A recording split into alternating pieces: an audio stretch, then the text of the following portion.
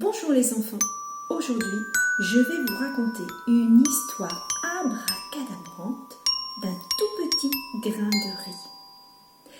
Il était une fois un monsieur Petit Pois. Monsieur Petit Pois habitait dans une maison au bord d'un village. Il était seul, il était pauvre. Mais ce soir-là, Monsieur Petit Pois a envie de se faire un bon repas. Alors, il va dans sa cuisine et il fouille et il farfouille. Il regarde dans tous les tiroirs, dans tous les meubles, les armoires, les commodes. Il ne trouve rien. Rien? Enfin, si, là, dans le petit tiroir, oui. Tout au fond du petit tiroir, il y a un petit grain de riz tout minuscule. Oh, c'est mieux que rien, se dit-il. Alors, il s'apprête à préparer son grain de riz. Ah oui, mais il n'a pas de casserole. Comment va-t-il faire? Ah ben, il faut qu'il aille voir son voisin. Alors il se rend chez son voisin. Bonjour voisin, est-ce que vous auriez une casserole à me prêter s'il vous plaît? C'est pour faire cuire du riz pour mon repas de ce soir. Oh mon cher monsieur Petit Pois, c'est avec plaisir que je vous donnerai une casserole. Mais dites-moi, je n'ai pas trop envie de me faire un repas pour ce soir. J'ai un petit peu la flemme. Est-ce que je ne pourrais pas me joindre avec vous pour le repas? Mais bien sûr, répond Monsieur Petit Pois, quand il y en a pour un, il y en a pour deux. Et Monsieur Petit Pois repart avec la casserole. Arrivé chez lui, il s'apprête à faire cuire son riz, mais... mais non, il ne peut pas, il n'a pas d'eau. Il faudrait un seau pour aller chercher de l'eau à la rivière, car Monsieur Petit Pois est pauvre, il n'a pas d'eau dans sa maison. Il va aller voir sa voisine. Toc, toc, toc. Bonjour voisine, pourriez-vous me prêter un seau pour que j'aille chercher de l'eau à la rivière? C'est pour faire cuire mon riz pour mon repas de ce soir. Mais bien volontiers, monsieur Petit Pois, lui dit sa voisine. À une condition, s'il vous plaît, monsieur Petit Pois, je suis toute seule ce soir chez moi. Ne pourrais-je pas me joindre à vous? Mais bien sûr, chère voisine, quand il y en a pour deux, il y en a pour trois. Et Monsieur Petit Pois repart avec son seau, dans lequel il charge de l'eau de la rivière et revient chez lui. Ah oui, mais il ne peut toujours pas faire cuire son riz, car Monsieur Petit Pois, malheureusement, n'a pas de quoi faire du feu. Il n'a pas d'allumettes, pas de papier, même pas de bois. Alors, il a une idée, il va aller voir Noé. Noé lui prête une allumette, et Monsieur Petit Pois l'invite pour le repas du soir. Ensuite, il va voir Bastien, qui lui prête du papier, et puis Valentin, qui lui prête du bois. Ah, Monsieur Petit Pois repart chez lui, il est tout content. Ah oui, mais il réfléchit. Ah oui, un petit grain de riz pour 6 personnes, c'est quand même pas beaucoup. Oh non, ça ne va pas aller ça. Il va aller voir le fermier, il a une idée. Fermier, que faites-vous ce soir? Je vous inviterai bien à venir partager mon repas avec des amis. Nous allons manger du riz. Bien sûr, ce n'est pas beaucoup. Mais bon, le principal, c'est d'être ensemble.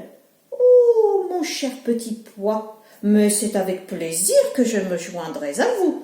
Mais ne vous inquiétez pas, je vais vous préparer une bonne poule rôtie que je vous apporterai pour le dîner. Monsieur Petit Pois repart chez lui. Mais il se dit qu'une poule pour 7 personnes avec un grain de riz, c'est pas suffisant. Oh, quel idiot il fait! Mais il aurait dû penser, il aurait dû lui demander une dinde ou une oie, c'est quand même beaucoup plus conséquent. Ah oui, il va aller voir Mathilde de la fermière, elle en a certainement. Alors, il arrive chez Mathilde de la fermière. Bonjour Mathilde, que faites-vous ce soir? Si vous ne faites rien, je vous invite à la maison avec quelques amis. Oh bien sûr, nous n'avons pas grand-chose à manger, mais nous aurons de quoi nous restaurer avec une poule et du riz. Oh, mais c'est bien gentil de votre part, monsieur Petit Pois. Mais ne vous inquiétez pas, je vais venir avec plaisir, mais je vous apporterai une belle dinde dodu que je vais faire griller. Monsieur Petit Pois retourne chez lui, tout content, et cela lui donne d'autres idées. Il va voir le jardinier, et le jardinier lui promet de venir en échange de légumes. Il va voir le pâtissier qui lui apportera un bon gâteau, et l'épicier même, qui lui promet d'apporter de la sauce pour agrémenter la viande. C'est ainsi que le soir, chez M. Petit Pois, autour de la table, il y a une dizaine, une quinzaine de convives. Et tous se régalent, les enfants. Ils se régalent avec la poule, ils se régalent avec la dinde, agrémentée de légumes, arrosée d'une sauce épicée. Et puis, pour finir, eh bien, le pâtissier apporte son bon gâteau, qui régale tous les convives. Mais à la fin du repas, il y a Noé qui dit à Monsieur Petit Pois, « Enfin, Monsieur Petit Pois, vous nous aviez promis du riz, où est-il » ? « Ah ! Le riz, attendez, je vais vous le montrer. » Monsieur Petit Pois se rend dans sa cuisine, il prend la petite grain de riz et il revient. « Regardez, j'avais complètement oublié, c'est ce tout petit grain de riz que je devais manger avec vous. »« Oh !» se dit Bastien, « ah non mais dans ces cas-là, nous allons le manger. Vous nous aviez promis du riz, nous allons faire cuire ce petit grain de riz et se le partager. » Tous les invités sont très étonnés. Mais après tout, pourquoi pas essayer ? Alors ils se rendent tous dans la cuisine. Là, ils mettent le grain de riz dans la casserole, ils remplissent d'eau, allument le feu, commencent à faire cuire et là, sous les yeux ébahis des convives, grâce les enfants à la magie du conte, le riz se met à gonfler, à gonfler, à gonfler, à gonfler, tant et tant qu'il remplit toute la casserole. Un tout petit grain de riz comme ça.